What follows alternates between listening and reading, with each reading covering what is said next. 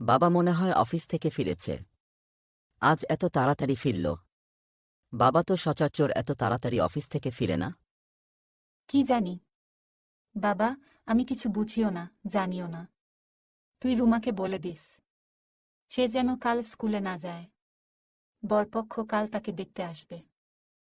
কি বলছো তুমি? সামনে রুমার পরীক্ষা। এগুলো করলে তো রুমার পড়ার মনোযোগ নষ্ট হবে। তার পরীক্ষা খারাপ হবে। এসব কথা কে বলেছে? বাবা? বাবাকে বলো এসব এখন আপাতত বন্ধ রাখতে। রুমার পরীক্ষাটা শেষ হোক, তারপর এসব বিষয় নিয়ে ভাবতে বলা। পরীক্ষা খারাপ হলে কি করব? তোর বাবা কি আমার কথা শুনবে? তার মনে যা আসবে তাই তো সে করবে। মা, বাবা এমন কেন? বাবার সব কিছুতেই খামখেয়ালি। আমি চাচ্ছি ইংরেজি নিয়ে পড়াশোনা করব। না, ওনার ইচ্ছে ডাক্তার হতে হবে। এদিকে রুমার 1 মাস পর পরীক্ষা। এখন তার জন্য বিয়ের কথা চলছে। মা, বাবাকে বুঝাও সব কিছুতে যেন এমন জিদ না করে। আমার কথা তোর বাবা কোনো দিন শুনবে?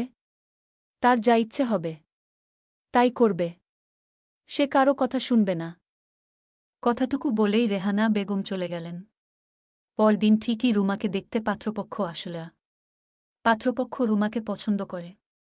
তারা কিছুদিন পরেই মকবুল সাহেবদের ছেলেদের বাড়িতে দাওয়াত করে। তারা ও ছেলেকে পছন্দ করে ফেলেছে। এদিকে আবিরের মাথায় চিন্তা ঢুকে গেল। একমাত্র আদরের ছোট বোন, তাকে বাবা পাগলামি করে কোথায় বিয়ে দিচ্ছেন। আবিরের জানতে ইচ্ছে হল। সে তার বন্ধুদের নিয়ে ছেলের খোঁজ খবর নিতে শুরু করল।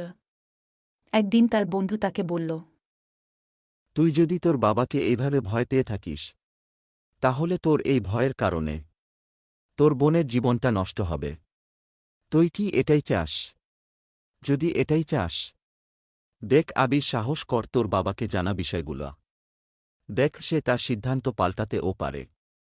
আবির চিন্তা করলা, না, বাবাকে আমার কথাগুলো বলতেই হবে। তা না হলে আমার বোনের অনেক বড় ক্ষতি হয়ে যাবে। সে তার বাবার সামনে গিয়ে দাঁড়াল। বাবা, আমি কিছু কথা বলতে চাই তোমার সাথে। কথাগুলো খুব দরকার। খুব দরকারি কথা হলে বলো। কোন বিষয় নিয়ে কথা বলতে চাচ্ছ? বাবা, আমি রুমার বিষয়ে কিছু কথা বলতে চাই। বাবা, তুমি রুমার জন্য যে ছেলের সাথে বিয়ে ঠিক করেছ, সেটা ভেঙে দাও। ছেলেটা ভালো না বাবা। ভালো মন্দে তুমি কি বুঝো? কার কাছে কি শুনেছে তাই আমাকে শোনাতে এসেছে? যাও এখান থেকে, আমি রুমাকে এই ছেলের সাথেই বিয়ে দিব।